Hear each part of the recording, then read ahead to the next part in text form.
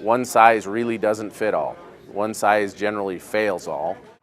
Recreationists and local leaders have seen more and more regulation and closures creep into what had once been non-controversial landscapes. Trails have been shut down.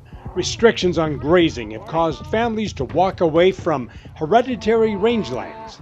Lawsuits have taken their toll on agencies and their ability to manage for multiple use. Recently in Las Vegas, Nevada, a diverse group of officials and elected leaders came together from different states to discuss these issues. But instead of simply lamenting what they see as failed policies and bad decisions from Washington, the goal of this Public Land Summit was much more productive. What we don't get a chance to do all the time is to discuss with folks from our neighboring states and to coordinate those efforts. And I think that was a unique opportunity dealing with folks out here in Nevada that really are fighting the same battles that we are. This particular summit was interesting because it was about what we could do as elected officials, what we could do as citizens to be able to influence policy, to direct policy. Sometimes we hear a lot of complaints from constituents about on-the-ground activities and on-the-ground restrictions that are going on. One of the things that all of my constituents need to understand is that they have the opportunity to influence policy as well. They have the opportunity to influence their delegation in Congress, and those people listen, and they listen via social media, they listen to letters and emails, and so if they had heard how to message these concerns and how to voice these concerns and how to influence policy, that would be hugely beneficial. Presentations at the summit ranged from how to work with federal agencies and develop relationships to legal questions and concerns regarding state sovereignty. Debates over the transfer of public lands were also heard, with differing viewpoints presented so all the information could be available to each participant. Public land issues have risen to the forefront of many government hearings in places like Utah and Nevada over recent years.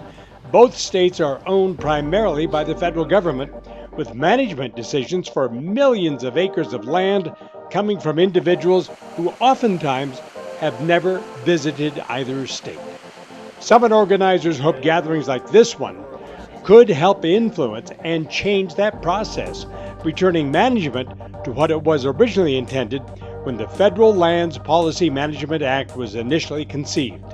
Even though FLPMA says that we're supposed to be utilizing it for multiple use and managing it for multiple use, we really have fallen into a realm of managing it for the least amount of effort and for the least amount of controversy, and that's really unfortunate, because what it's done is it's really resulted in an environment that's managing the users off of the land.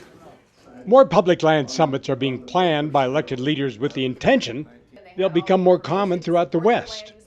The new ideas and strategies presented here give plenty of food for thought, and it's hoped even more proposals will come to light in the coming months and years. With so much public land in the Rocky Mountain states, and so many ideas on how they should be used or not used, it's understandable that solutions oftentimes take years to come to fruition. So long as summits like this one continue to bring people together in the spirit of collaboration and respect, the one-size-fits-all approach could make way for something that better serves communities affected most by our American public lands. So until we can educate the rest of the country on what public land really means and what it's like when everything is public land in your county, we're going to keep fighting this uphill battle. Hopefully, this continues and we start to build. So I'm hoping that going forward, this is just the beginning of the discussion. From the Trailhead, I'm Don Dunwell. Hey guys, if you like that video, you're going to want to watch all of our other AYL videos. You're going to want to like it, you're going to want to share it, and you're going to want to subscribe, right? See all the buttons right here? This is what you're going to want to do, right? Click on them, because we have some really cool videos, all kinds of behind the scenes stuff, bloopers of Alicia crashing and stuff. Why are you going to sell me out like that, Steven? So you want to click all of these things and subscribe to our channel, because At Your Leisure is awesome, and we'll see you here for more videos.